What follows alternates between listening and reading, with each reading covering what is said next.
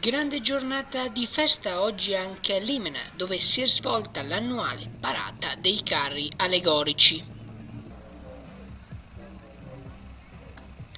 Molti sono scesi in strada dove normalmente corrono le macchine per una più sana attività, tirarsi i coriandoli.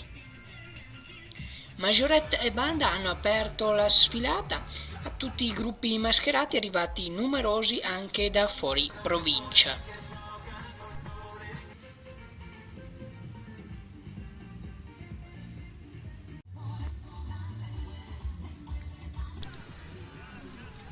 Potete trovare il video completo della manifestazione su Swishammer Channel Premium sul nostro account di YouTube e i contenuti extra con la fotogallery sul nostro sito internet o nelle nostre pagine social.